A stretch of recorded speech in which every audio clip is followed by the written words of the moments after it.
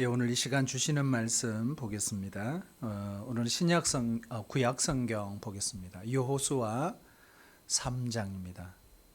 여호수아 3장. 여호수아 3장 우리 1절로 10절까지입니다. 찾으셔서 우리 한 절씩 교독으로 읽겠습니다. 그리고 우리 10절은 합독하겠습니다. 여호수아 3장 1절입니다. 또 여호수아가 아침에 일찍이 일어나서 그와 모든 이스라엘 자손들과 더불어 시딤에서 떠나 요단에 이르러 건너가기 전에 거기서 유숙하니라. 백성에게 명령하여 이르되 너희는 레위 사람 제사장들이 너희 하나님 여호와의 언약궤 매는 것을 보거든 너희가 있는 곳을 떠나 그 뒤를 따르라.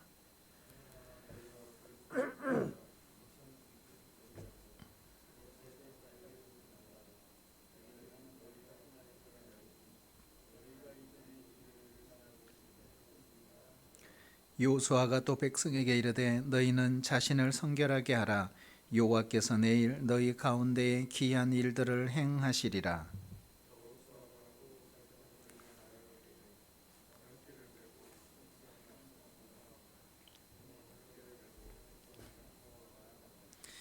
여호와께서 여호수아에게 이르시되 내가 오늘부터 시작하여 너를 온 이스라엘의 목전에서 크게 하여 내가 모세와 함께 있었던 것 같이 너와 함께 있는 것을 그들이 알게 하리라.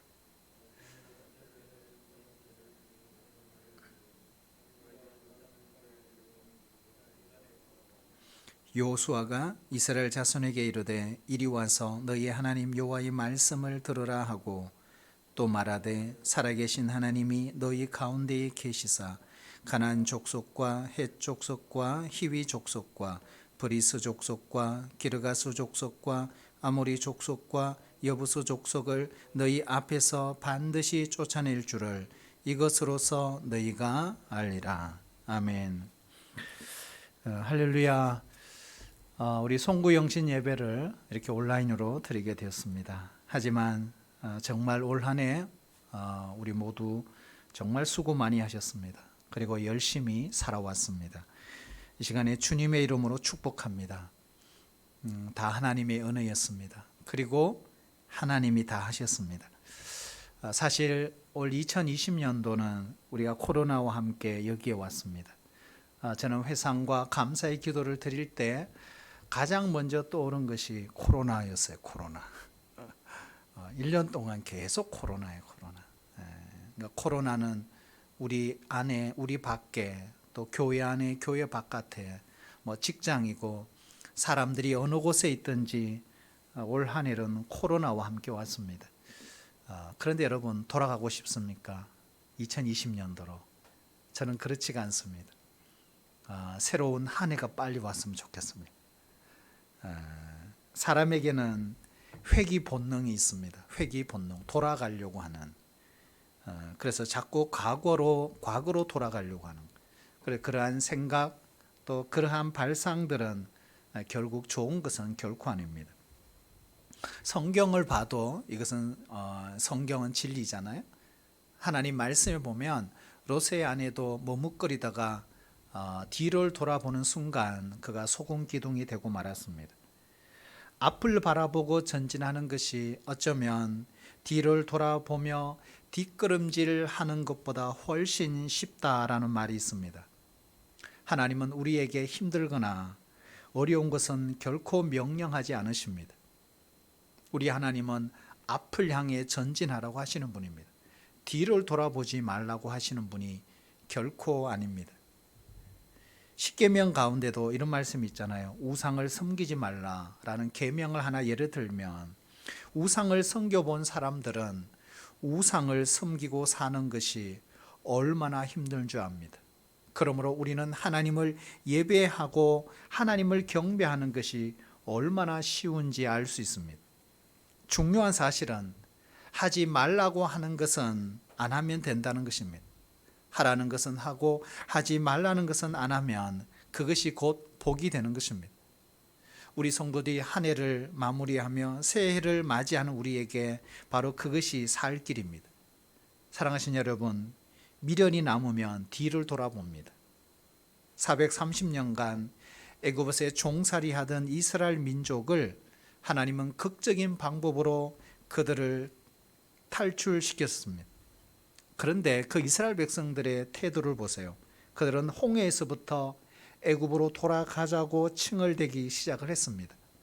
무려 40년간 광야를 지나는 동안에도 걸핏하면 애굽 타령을 늘어놓았습니다.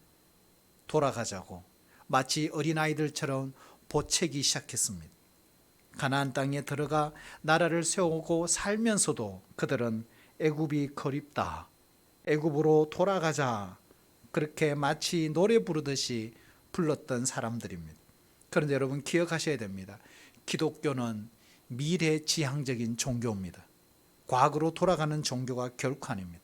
그래서 우리는 뒤를 돌아가면 안 된다. 사실 우리의 과거를 한번 돌아보세요. 우리의 과거는 내세울 만한 것이 과연 있을까?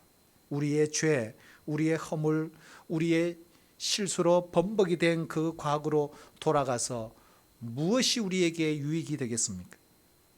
대부분의 성공한 사람들의 특징을 보면 미래지향적인 사람들입니다. 무슨 말일까요? 앞을 바라보고 새로운 계획을 사업하고 밀고 나간 사람들이 성공했다는 것입니다.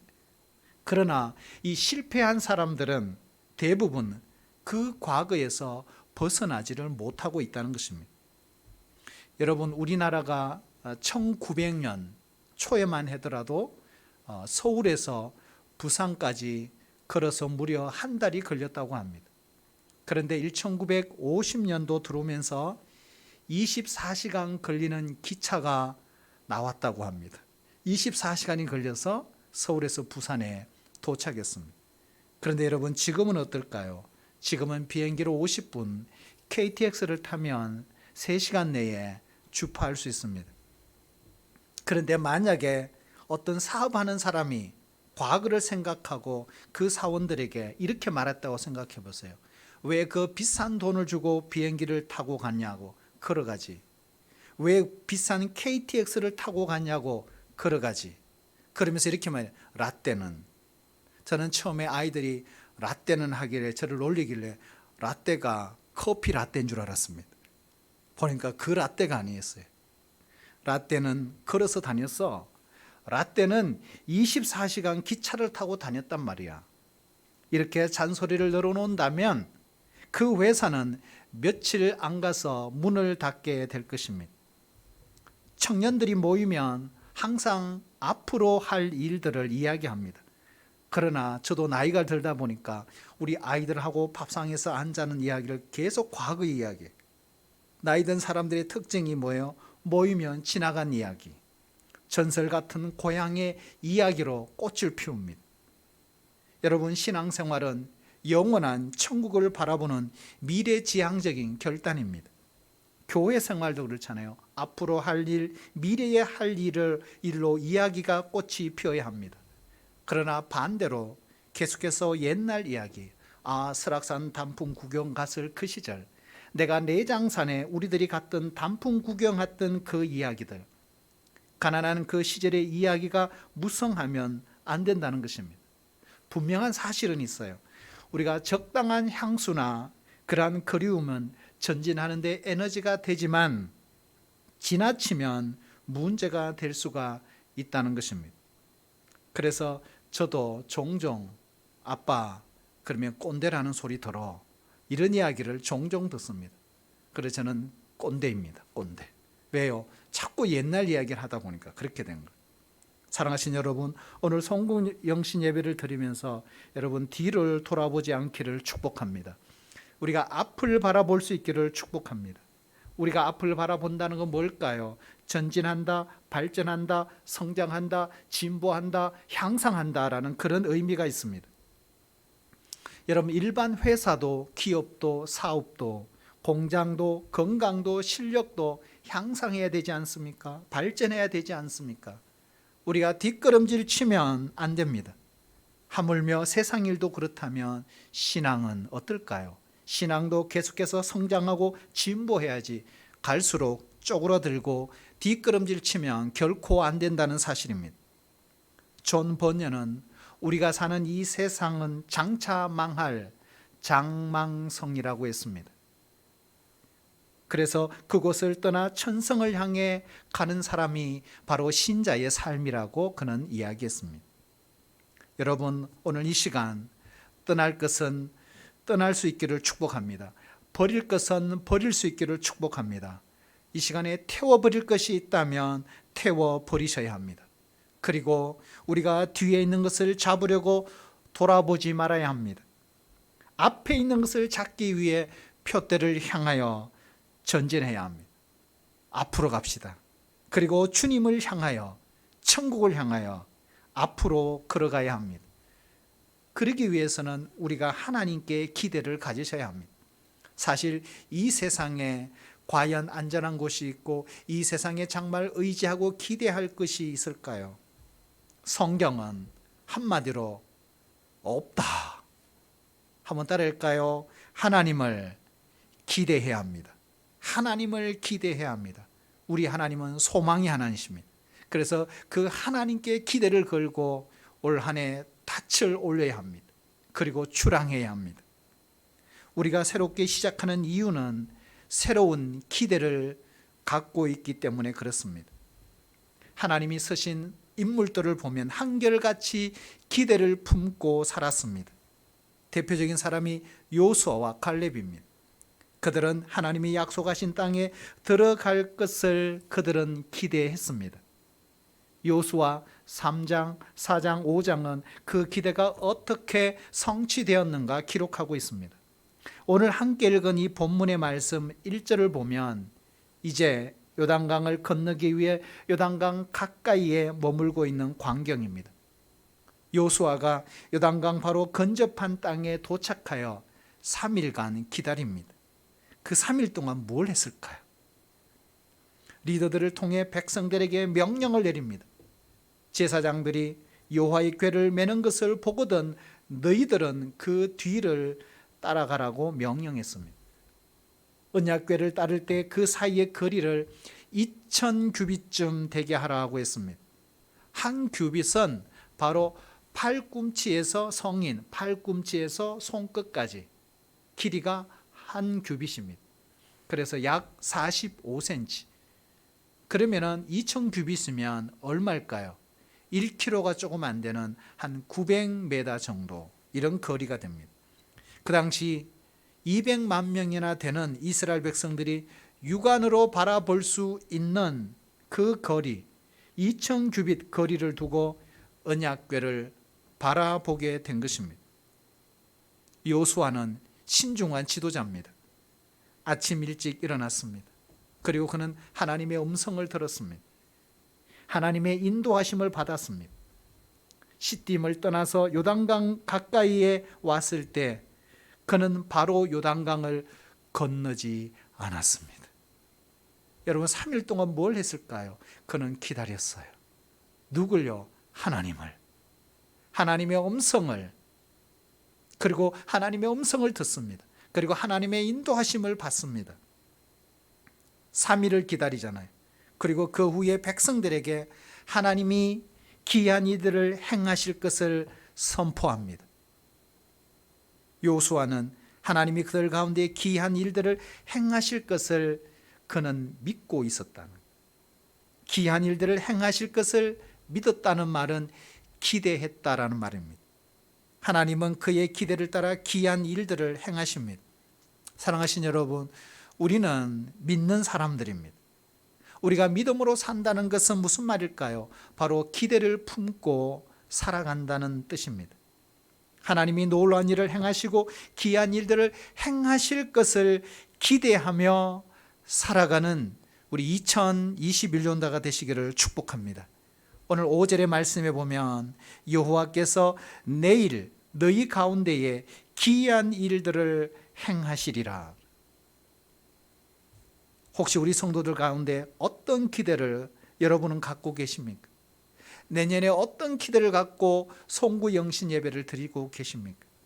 아니면 내가 지금까지 송구영신 예배 드리면서 기대해 봤는데 기대한 대로 된 적이 한 번도 없어.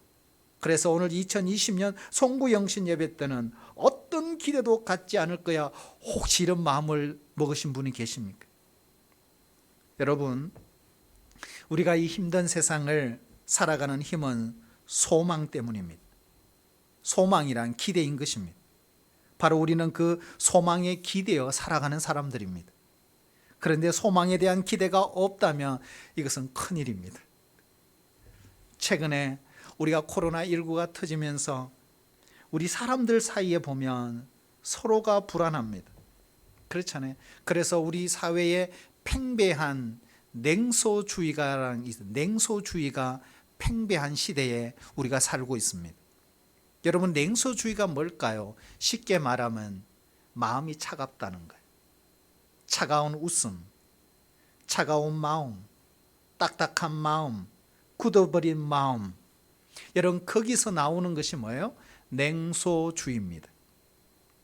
우리가 서로 차가운 웃음이 있기 전에 먼저 차가운 마음이 있다는 것입니다. 우리가 냉소한다는 것은 그 단어를 찾아보면, 검색을 찾아보면 이렇게 돼 있어요. 쌀쌀한 태도, 때로는 비웃으면서 살아가는 것, 이렇게 돼 있어요. 냉소주의란 다른 말로 말하면 어떤 기대도 없이 살아가는 것. 내가 모든 것을 다 해봤어, 별것 아니더라고 생각하며 마음에 품고 아무것도 기대하지 않는 것. 세상에서 주장하는 것들에 대해서도 신뢰하지 않습니다. 기대하지 않습니다. 왜요? 마음이 차가워졌기 때문에. 그리고 마음의 문을 확 닫아버렸습니다. 그리고 어떤 것에도 반응하지 않습니다. 감동이나 감격이 없습니다. 차가워진 마음, 딱딱한 마음, 이런 마음은 말하자면 동심을 잃어버린 마음입니다. 어느 날 예수님께 세례 요한의 제자들이 찾아왔습니다. 그러면서 예수님이 이 세례 요한 제자들에게 이렇게 말을 했어요. 피리를 불어도 사람들이 춤을 추지 않고 슬피 울어도 가슴을 치지 않는 시대다, 이렇게 말했습니다. 이게 뭘까요? 무감각한 사람들. 예수님 공생에 가장 경계했던 사람들입니다. 하나님은 우리가 기대 속에 살기를 원하십니다. 소망 속에 살기를 원하십니다. 오늘 이 송구영신 예배를 드리면서 정말 이 기대감, 이 소망의 하나님을 꼭 붙드는 시간이 되시기를 축복합니다. 세상에 많은 사람들은 체념하며 살아갑니다. 이 체념을 조용한 절망, 이렇게 표현합니다. 누군가 조용한 절망 속에 살아간다는 것은 결국 운명론에 빠졌다는 것입니다. 여러분, 운명론이 뭘까요? 이미 모든 것이 결정이 되었기 때문에 체념하며 살아가는 것, 이게 운명론입니다. 내가 아무리 몸부림치고, 내가 아무리 노력하고, 내가 아무리 성취하고, 내가 아무리 계획을 해도 이미 모든 것은 결정되어 있다는 것입니다. 운명론은 어떤 대책도 없습니다. 모든 사건을 불가항력적인 것으로 받아들입니다. 모든 것이 다 쓸데없는 짓이라고 생각합니다. 더 이상 어떤 것에도 새로운 것에 대한 기대가 없습니다. 그러나 여러분, 그래서 성경은 하나님의 이런 운명론을 경계하십니다. 우리가 요한복음 9장에 보시면 그랬잖아요. 날 때부터 소경된 사람, 누구의 죄입니까? 부모의 죄입니까? 자신의 죄입니까? 제자들조차도 운명론에 빠져 있었던 것입니다. 자, 그렇다면 우리가 이 운명론을 극복하는 길은 한 가지 길밖에 없습니다. 그게 뭘까요? 바로 하나님을 신뢰하는 믿음입니다. 요셉은 운명론을 거부했습니다. 애굽에 팔려갔습니다. 그리고 보디발의 종이 되었지만 그는 꿈을 꾸었습니다. 감옥에 들어갔습니다. 그러나 그는 꿈을 꾸었습니다. 소망을 품었습니다. 나중에 형제들을 만났을 때도 그는 꿈 이야기를 합니다. 창세기 42장 9절에 보면 요셉이 그들에게 대하여 꾼 꿈을 생각하고, 이렇게 해놨어요. 그는 극한 상황에 처했을 때에도 체념하지 않았습니다. 만약 체념했다면 그는 종살이 하면서 그의 얼굴이 결코 밝지 않았을 것입니다. 만약 체념하며 살았다면 그는 미래를 준비하면서 그 애굽 땅에서 애굽의 언어와 문화와 정치를 그는 배우지 않았을 것입니다. 하나님은 오늘 송구 영신 예배를 드리는 저와 여러분에게 거룩한 기대를 갖기를 원하십니다. 하나님께서 우리에게 이런 마음을 꼭 주시기를 축복합니다. 어떤 상황에서도 소망을 가지고 살기를 원하십니다. 하나님은 더 나은 미래를 향하여 우리에게 새로운 꿈을 주시는 분이십니다. 어쩌면 우리 인간은 희망하는 존재, 소망하는 존재 이렇게 말할 수 있습니다. 소망을 품고 사는 존재입니다. 그래서 소망은 우리의 삶의 기초입니다. 우리를 든든히 세워주는 버팀목과 같습니다. 그래서 성경은 이렇게 말합니다. 하나님은 우리 안에 소원을 두고 행하신다. 빌립보서 2장 13절 보시면 너희 안에 행하신 이는 하나님이시니 자기의 기쁘신 뜻을 위하여 너희에게 소원을 두고 행하게 하시나니. 그래서 하나님은 우리 안에 잠자고 있는 숨어 있는 소원을 일깨워 주십니다. 잠들고 있는 갈망을 일깨워 주시는 분이십니다. 여러분, 소원이 무엇일까? 소원이 뭘까요? 저는 이렇게 표현하고 싶어요. 소원이란 무엇인가 소유하고 싶은 것, 내가 무엇인가 이루고 싶은 것, 내가 어디론가 가고 싶은 것, 내가 무언가를 사고 싶은 것, 내가 누군가를 만나고 싶은 것, 어떤 사람이 되고 싶은 것, 이것이 다 소원이잖아요. 우리 인간은 남을 도울 때 가장 큰 기쁨을 느낀다고 합니다. 그렇잖아요. 남을 도울 때 가장 큰 기쁨이 있어요. 우리가 갖는 갈망 중에 누군가를 돕고 싶은 갈망, 여러분, 이것이 이 연말에 우리의 소원이 되시기를 축복합니다. 제가 어제 저녁 시간대 운전을 하면서 라디오에서 나오는 방송을 듣고 참 가슴으로 눈물 흘리고 너무 가슴이 아프고 그랬어요. 왜냐하면 어제 그 시간대 영하 10도, 12도 그런 순간이었어요. 그런데 방송에 흘러나오는 이야기가 지금 제가 기억 정확하게 보면 제주도 해상인가요? 7명 탄 그 배가 전복이 되고 지금 해양경찰이 출동했지만 파도가 높아서 진입을 하지 못하는, 그런데 그 안에서 사람이 살아있는 거예요. 살아있는 거예요. 결국에는 침몰하여 바다 속에 잠기고, 워낙 파도가 심하고 바람이 불어서 강풍으로 헬기를 뜨지 못하는, 그리고 오늘 아침 뉴스를 들어보니까 오늘 아침에도 사람들을 구조하지 못했다는. 여러분, 그냥 있어도 추운데 얼마나 힘들었을까. 너무너무 가슴이 아픈 거예요. 우리는 연말이 되어서 정말 우리의 도움이 필요한 사람들이 참 많이 있습니다.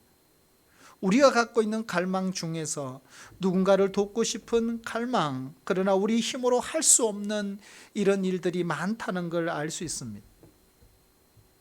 아우슈비츠에서 어떤 독일 장교가 배고픈 유대인들을 향하여 경멸하며 빵을 집어 던졌습니다. 빵을 주었습니다. 하지만 그 유대인들은 그 빵을 서로 먹겠다고 싸우지 않았습니다. 그 빵을 서로 나누어 주었습니다. 자신이 먹어야 될 그 빵을 힘든 사람에게 나누어 주었습니다. 인간은 혹독한 상황 속에서도 서로를 배려할 줄 아는 존재입니다. 그 혹독한 상황 속에서도 그들은 바이올린을 연주했습니다. 안식일을 지켰습니다. 그리고 함께 축제의 시간을 가졌습니다. 그들의 마음은 차가운 환경 속에서도 정말 따뜻했습니다. 하나님이 기이한 일들을 하실 것이라는 기대에 대한 그 냉담함이 우리에게 있을 때 우리가 만나는 사람에게도 냉담할 수 있습니다. 결국 하나님을 향하여 냉담할 수 있습니다. 그때 우리 믿음이 약해집니다. 기도도 약해집니다. 한번 따라해 주실래요? 기대란 소원하는 것입니다. 기대란 소원하는 것입니다. 기대란 소망하는 것입니다. 기대란 바라는 것입니다. 우리가 목표를 설정하고 살아가는 것이 기대입니다. 더 나은 미래를 의미하는 것입니다. 올해보다 더 나은 관계를 기대하는 것이 우리의 소망이 되시기를 축복합니다. 어쩌면 우리의 생존을 넘어 하나님이 더 풍성하게 주시는 그 삶을 사는 것이 우리의 기대요, 우리의 소망이 되어야 합니다. 우리를 향하신 하나님의 계획은 우리에게 밝은 미래와 소망을 주시는 데 있습니다. 히브리서 예레미야 29장 11절의 말씀에 보면 여호와의 말씀이니라 너희를 향한 나의 생각을 내가 아나니 평안이요 재앙이 아니니 너희에게 미래와 희망을 주는 것이니라고 했습니다. 사랑하신 여러분, 이런 하나님을 오늘 이 송구 영신 때 꼭 만나시기를 축복합니다. 여러분, 하나님께 대한 기대가 있다면 우리가 그 다음 해야 될 일이 있습니다. 오늘 5절에 보면 요수아는 이 가나안 땅, 새로운 땅에 들어가기 직전 이스라엘 백성들을 준비시킵니다. 뭘 준비시킬까요? 5절에 보면 이렇게 말합니다. 요수아가 또 백성에게 이르되 너희는 자신을 성결하게 하라고 했어요. 성결하게 하라. 요수아는 하나님이 귀한 일들을 행하실 것을 기대하고 있습니다. 그래서 백성들에게 자신을 성결하게 하라고 권면하고 있는 것입니다. 하나님이 원하시는 것은 성결입니다. 아간의 범죄로 아이성 전투에 패배했을 때 하나님이 요수아에게 하신 말씀이 있어요. 거룩하라 이렇게 말했어요. 거룩하라. 하나님은 거룩하신 분입니다. 그래서 우리도 거룩하기를 원하십니다. 하나님이 우리를 거룩하게 하시는 이유는 왜 그럴까? 우리를 요긴하게 사용하시기 위해서입니다. 바울은 믿음의 아들 디모데에게 유언처럼 남긴 디모데 후서라는 편지가 있습니다. 그리고 바울은 디모데 후서를 쓰고 그의 생을 마감합니다. 디모데에게 하나님 앞에 쓰임받는 깨끗한 그릇이 되라고 그런 마지막 부탁을 하잖아요. 디모데후서 2장 21절에 보면 그러므로 누구든지 이런 것에서 자기를 깨끗하게 하면 귀히 쓰는 그릇이 되어 거룩하고 주인의 쓰심에 합당하여 모든 선한 일에 준비함이 되리라 이렇게 말씀했습니다. 더러운 그릇은 사용할 수 없습니다. 그래서 더러운 그릇은 깨끗하게 씻어 사용해야 합니다. 우리는 그릇을 쓰기 전에 그릇이 깨끗한지 더러운지 살핍니다. 만약 그릇이 더러우면 그 그릇을 다시 씻어서 깨끗하게 한 후에 음식을 담습니다. 더러운 것은 아름답지 않습니다.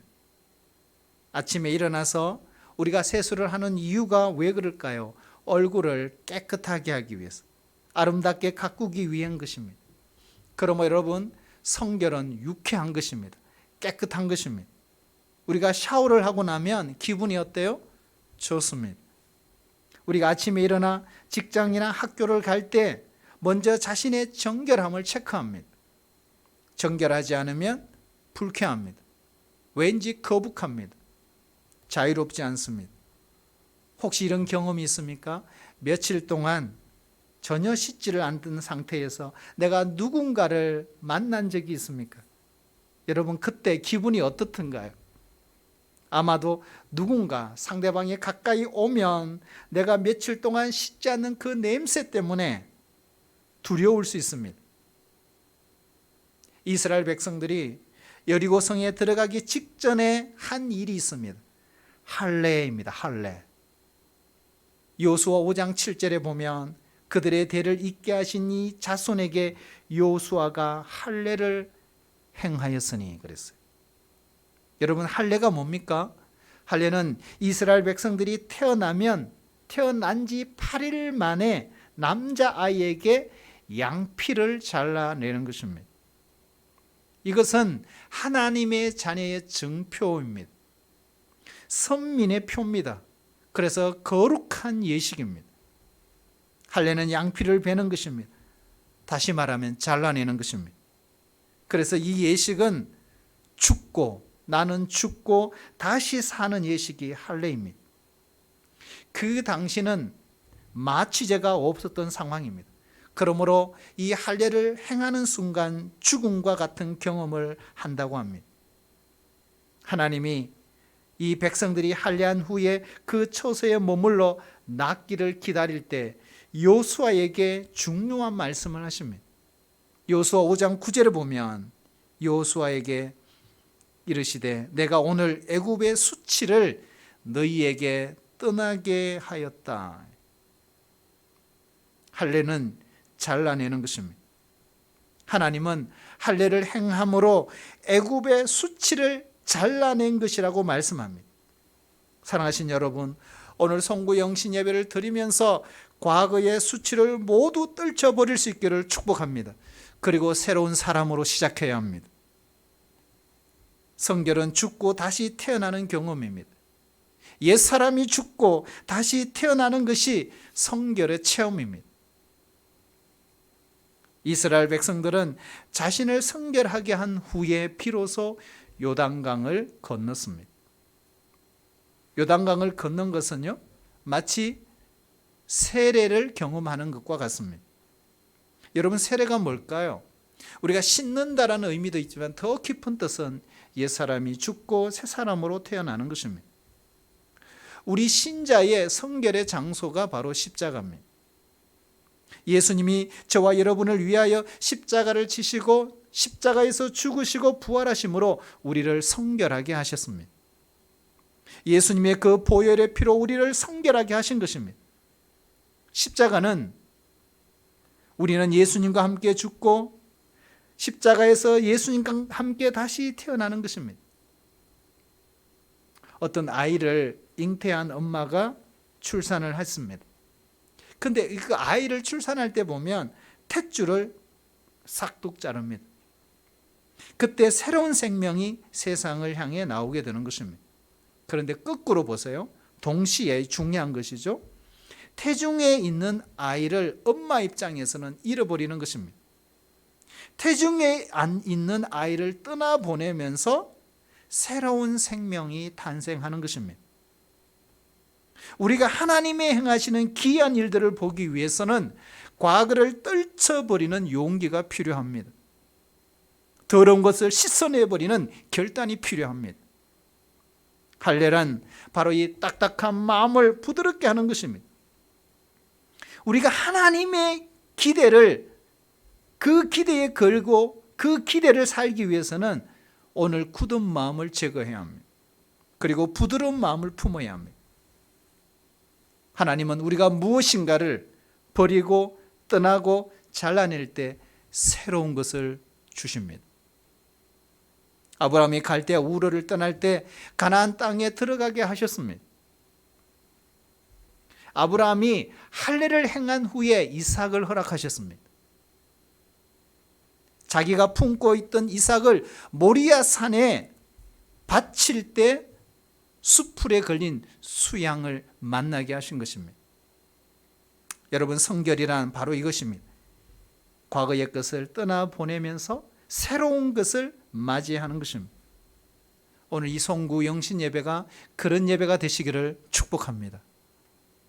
그러므로 성결은 거룩한 기대입니다.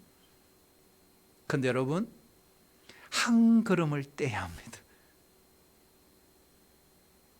하나님이 귀한 일을 행하시는 분이시잖아요. 그런데 하나님이 그 귀한 일을 행하실 때 우리에게 중요한 것이 있습니다. 오늘 여호수아를 통해서 하나님이 행하실 귀한 일이 뭘까요? 바로 여호수아는 이미 홍해가 마른 땅이 되는 귀한 일을 이미 경험한 적이 있습니다. 출애굽기 15장. 지금 다시 한번 귀한 일을 앞에 두고 있습니다. 여호수아가 언급한 이 귀한 일은 뭘까요? 바로 오늘 본문에 등장한 요단강을 건너는 것입니다. 요단강이 마른 땅이 되어서 건너는 것입니다. 여러분, 꼭 기억해야 됩니다. 하나님의 놀라운 일, 귀한 일은 반복됩니다. 여호와의 궤를 맨 제사장들의 발바닥이 요단물을 밟는 순간 위로부터 흐르던 모든 요단물이 끊어졌어요. 한 곳에 물이 다 쌓였습니다. 바로 이것이 여호수아가 말한 기한 일이었습니다. 요단강에 길이 났어요. 그 길이 마른 땅이 되었습니다. 중요한 것은 제사장들이 먼저 발바닥으로 요단강을 밟는 것입니다. 이게 정말 중요한 거예요. 한 걸음을 내딛는 것입니다. 그래서 여러분 2021년 정말 중요한 것은 믿음의 첫 걸음입니다. 모험의 첫 걸음입니다. 순종의 첫 걸음. 기이한 일을 행하시는 하나님의 역사를 기대하는 그 첫 걸음이 우리에게 있어야 합니다. 제사장들이 맨 언약궤는 하나님의 임재를 상징합니다. 하나님이 함께 하신다는 장면입니다. 온 이스라엘 백성들은 그 언약궤를 바라보았습니다. 그리고 언약궤를 따라갔습니다. 그들은 언약궤를 맨 제사장의 발바닥이 요단강에 잠그는 그 순간 기이한 일이 벌어지는 것을 보았습니다. 여러분, 이 장면을 본 사람은요, 대부분 보면 광야에서 태어난 사람들입니다. 안 그러면 출애굽 이후에 20세가 넘는 1세대들은 광야에서 다 죽었어요. 그러니까 지금 가나안 땅에 들어가는 이 사람들은 누구냐? 출애굽 당시 20세 이전의 사람들, 아니면 광야에서 다시 출생한 백성들입니다. 하나님의 기이한 일을 보기 위해서는요, 우리가 바로 하나님을 바라보아야 합니다. 언약궤를 바라본다는 것은 바로 하나님을 바라본다는 것입니다. 모세는 홍해 앞에 두려워 떨고 있는 백성들에게 이렇게 외쳤어요. 하나님을 바라보라. 하나님의 구원하심을 보라. 홍해를 바라보면 두려워할 수밖에 없습니다. 언제나 환경을 바라보면 두려워하게 됩니다. 그들은 하나님을 바라보았습니다. 하나님이 홍해의 길을 내셨습니다. 홍해의 마른 땅을 만드신 것을 보았습니다. 그들은 믿음으로 한 걸음씩 홍해를 건너 결국 출애굽을 했습니다. 지금은 홍해가 아닙니다. 요단강입니다. 떠나는 것이 아니라 들어가는 것입니다. 하지만 믿음으로 거룩한 기대를 가지고 요단강에 들어가는 것이 중요합니다. 바로 그 순간에 하나님이 기이한 일이 벌어지는 것입니다. 홍해를 건넌 것처럼 요단강을 그들은 건넜습니다. 여러분, 기억해야 합니다.